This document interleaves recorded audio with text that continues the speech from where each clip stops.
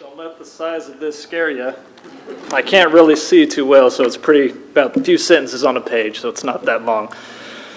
Normally, I love doing speeches. The last speech Angel did for me was at my wedding, and she roasted me for about 20 minutes. So I was looking forward to her wedding to go about 20, 25 and roast her as well, but I didn't ever imagine that I'd be making a speech like this. Where does one begin? I guess there's no better place to start than the beginning. From day one, Angel and I always had a special bond. 21 years ago, my brother and I, our world drastically changed. As you heard earlier, we were shocked. I know the exact place where we were at. We were sitting at the side table at the wharf in Grand Cayman when this bombshell was dropped on us. All we could do is drop our mouths in just total shock. How could our world get any better? It was already so perfect. We didn't want it to change. Then, a couple months later, the real big news was delivered. We were at Don Pablo's on the wall, one booth from the corner.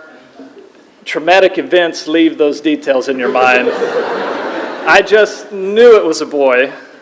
And when they told me we were going to have a baby sister, Dad said I cried. I wept. I didn't cry, I wept.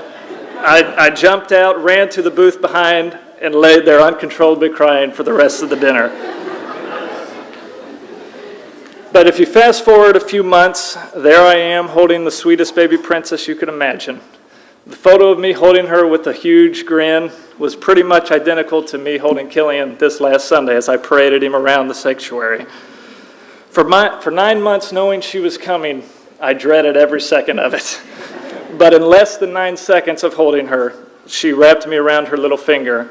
And immediately, the moment she came into the world, my world got brighter.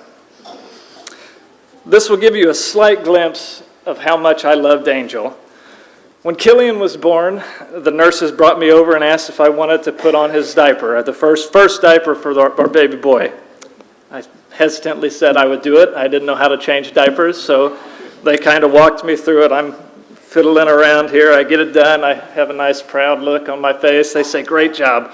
Take him, immediately take the whole thing off and redo it. I somewhat jokingly said to them, "This won't only be his first diaper from me, it'll be his last diaper from me." But there's only been one diaper in my life that I've actually changed, and it's not been my baby boy, it's been my baby sister. I don't think there's enough time or enough words that I can use to describe the life of Angel. And after everybody's already came through, I don't think I could do it as good as they did. But I'm going to try and hit a few highlights if I can. We had a special relationship and in many ways a private relationship. A lot of these things about Angel are known by all of you, but if not, maybe some of you don't, I want to tell you just about a little bit of them. Over the next few years, she was kind of my little shadow. All she wanted to do is kind of do what I was doing, which annoyed me at some points, but it was good. She was my little partner in crime. Whether it was spying on Adrian and his phone calls with Brittany, or pulling pranks on Mom and Dad, as Dad alluded to, anytime I had a mischievous idea but knew it would lead to an immediate spanking for me, I got Angel to do it. For some reason, Dad didn't seem to have to spank Angel like he did me. Angel and I were a lot alike in many ways. That, however, is definitely an area we differed in. She had the sweetest, most tender heart and spirit. All it would take for her to break into tears was just a look from Dad, and she would be so sorry that she did what it did. I needed much more convincing to be sorry. She was tender. Angel and I were 8 years apart, but since Adrian got married and so young and was just her and I at home for many, many years, I was blessed enough to live at home with her for 16 years. Then I moved far, far away across the street. I would pop in, or she would pop in, at least one of us, one way or the other, almost every day, whether I was crashing their dinner, coming over to play a game, or needing Mom to make me a midnight snack if Kayla had already went to bed. Angel would usually come running down the stairs to make a remark about, "It's good I didn't go too far because I wouldn't know what to do without them," or "Don't I know how to make a sandwich yet?" She was sassy. As she grew up, she developed so many skills and talents. She was an amazing musician. She loved playing her French horn, but she loved to tickle the ivories even more. She had a lovely voice and loved to sing anytime she was in the car. Almost every time I walked into the office or the warehouse or into the house, she had some kind of music going. She loved to have beautiful music around her. She was musical.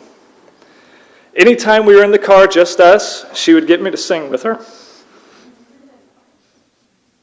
Probably only Angel and Kayla are the only two that have ever heard me sing, and I enjoyed doing it with Angel. No matter how bad it was, or she always made over it like it was amazing and the best she'd ever heard. In fact, she would secretly try and record me so she could blackmail me because she knew I wouldn't let that get out. So she was always my biggest fan, no matter what it was in. She was a cheerleader. Some of Angel's biggest highlights in life were when she would beat me in anything. And I mean anything. If you know our family very long, you will quickly find we are very competitive. Angel was no different.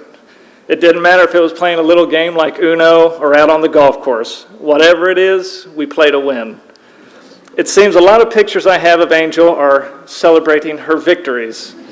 Of course, whenever I won, it was, her back was hurting today or she was having an off day, so it didn't really count, did it? But when she won, it was documented for posterity with photos.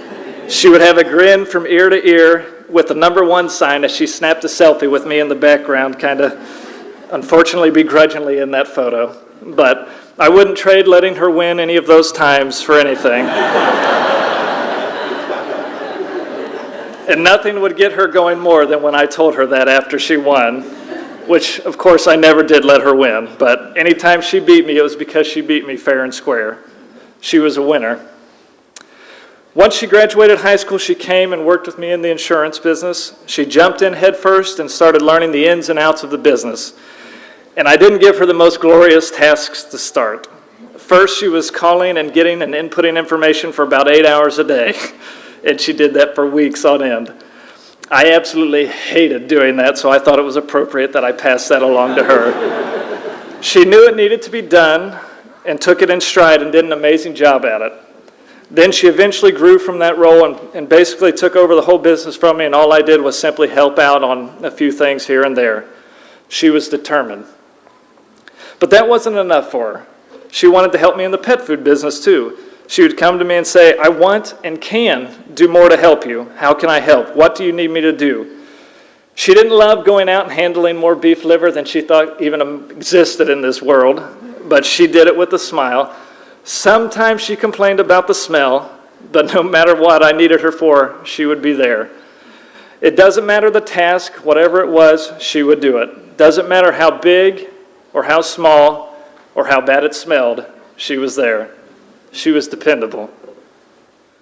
For about a year, I always needed help on Saturdays to keep the machines running. I worked her hard through the week because we loved to work and she was no different. But I'd work her hard all through Monday through Friday, and then Friday night around 10 o'clock, I knew she was winding down. I'd send her a little text, ask her what she was doing tomorrow, hoping she didn't have any plans. She knew what I wanted before even asking, and she would say she's busy, but I'll come help. And so I would get her there on Saturdays, throw her in the negative 10-degree freezer for a couple hours while we worked, and then we'd fill the machines and keep going. And she never once complained. She was a hard worker. It didn't matter if she knew what she was going to be doing, whether it be a dirty job, she would always come into the office all dressed up. She loved parading past my desk on her way to hers with a big latte in hand, and I'd just look at her. She had a big smile, and I'd say, you know what we're doing today, don't you? And she'd just look back and say, of course I do, but I want it to look good. I've got a change of clothes. It didn't matter what the event was, whether it was coming over to hold Killian, going to Chicago for a concert with Kayla and I, she always looked her best. Never did she look like Adrian and I do 99% of the time. She was always the first to brag on us whenever we would get dressed up for something. She would come over and give me a quick nudge and say, you look great, and that was her subtle way of saying, do this more often. She was a fashionista. Angel and I have been blessed to travel all over the world. If there's anyone that loves to travel more than me, it was Angel. The one big trip we didn't do together was Kayla and I's honeymoon. And believe me, she pulled all the stops out to try to get to come. In fact, she had worked so hard at it, Kayla agreed, and she came to me, I think we really need to let Angel and your mom and dad go with us. She really wants to come. I stood firm for Kayla, because I told her no, she'd have to sit this one out. But we've snorkeled some of the world's most beautiful reefs together. We've climbed the Great Wall of China. We've enjoyed tea I enjoyed tea at the oldest house in Shanghai. I didn't enjoy it after, but I enjoyed it then with her. We've explored off-limit forbidden crypts in Israel. We've ridden camels through the Sinai Desert. We've shopped through the stalls of the Grand Bazaar of Istanbul. We've ridden the gondolas of Venice. We've walked and talked in the Garden of Gethsemane. We've hiked the ancient city of Petra. We've held up the Leaning Tower of Pisa together, and we have watched the sunset dip into the Caribbean Ocean. It doesn't matter where our adventures took us. She was excited, if not more than I was, just to be sharing the adventure together. She was adventurous. She was an aunt to Adrian and Brittany's 3 babies, and an aunt to little Killian. She always took time out of her busy schedule to play with her nieces and nephews. In the 3 weeks that she was able to know Killian, he was so loved by her more than he will ever know. And almost nightly these past 3 weeks, I would get a text that read, "I'm coming over to hold Killian." It wasn't a question mark after that. It was a period. She was coming whether we wanted her to or not, so she was just letting us know so we could have the door unlocked. She was coming over to hold Killian. Hours and hours she would hold him and just talk to him, just talk away as if no one else in the world existed. That's what she did to pretty much anybody that she talked to. They were the center of her world at that moment. She gave you her undivided attention. I wish he would be able to remember those talks, but I'm glad that I will have those memories of her. She was an aunt. Some of you know Kayla and I had a hard time getting Killian.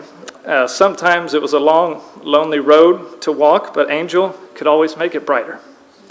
She would come over and talk and cry with Kayla as we went through everything. For years we tried with no success, but every step of the way, Angel was there to lend a shoulder for Kayla to cry on and talk to. Killian was our little miracle that Angel prayed so hard with us for. God's timing was perfect and sent him when we needed him most. She was a confidant. Another area that Angel excelled in was she had the special gift from God to draw people to her. It didn't matter if you were the oldest in the room or the youngest in the room. She could make you feel like the center of her world. I think that is really evident from here at church from a lot of wonderful notes and texts that we've received the past few days. We've only been a part of your family for 8 months, but Angel loved every single minute of it. And that was because she loved the people. She loved the elderly people, she loved the babies, and everyone in between. She was compassionate. Now, I could go on and on, but I know that time doesn't permit me to. So here are just a few more quick things that Angel embodied so well. She was kind, she was loving, she was beautiful, she was genuine, she was caring, thoughtful, and joyful. And most importantly, devoted. I was with Angel probably more than anyone, except maybe Dad and Mom, and she would come to me with a lot of questions about why this and why that. What do you think about this scripture? Why do you believe this? Why do we do this? Do you think this is wrong? I don't know that I was qualified to be somewhat of a spiritual leader or to help her in any of these ways, but I always did my best for her. Never once in all of those talks or questions did she ever have a rebellious spirit about it. She was always very tender towards God, and she loved Jesus with all of her heart. There are times in my life where I wish I could say I was that way always, but Angel, she never wavered in it. She always loved Jesus. I'm so thankful that she got a lot of my good traits, but that she didn't seem to get any of my bad traits, and that she just excelled way beyond me in just only 21 years. So what do all of these traits that I've mentioned mean? What do these words encompass with so much significance mean? To me, they mean Angel. Angel's life was like a shooting star. It brilliantly shined as she raced across this life. She never slowed down. She never looked back. and she lived every moment to the fullest. Her brilliance lit up our lives brighter than any other star before her. Then in a moment, she was gone. Even though the star is gone, the light she left behind will be seen for years and years to come. I've seen very few shooting stars in my life, but none as beautiful as Angel's shooting star. I want to read a special verse that I've never thought would apply to Angel, and Emma and Tressa had already mentioned it, but 1 Thessalonians 4:13. But I would not have you to be ignorant, brethren, concerning them which are asleep, that ye sorrow not. That ye sorrow not, even as others which have no hope. I know if I could talk to you, Angel, what you would say. You would say, don't weep for me. Don't weep for me. My race is run. I've finished the course. I've made it to heaven. And you're not going to believe this place until you get here. Just as you don't have the words to express your sorrow there, I don't have the words to express my joy here. I got to meet my 9 nieces and nephews before you, and I will take good care of them. I love you so much, and I can't wait to see you again. And I can see it with a grin on her face. Oh, and by the way, I beat you. I wish this was a race you didn't beat me in, Angel, but you always love to win, and I'm so glad you made it. The beauty of your life will live on in all of us, and we will strive to attain that prize that you've already beat us to. Don't do all of the adventuring without me. Save some for me. I love you, Angel.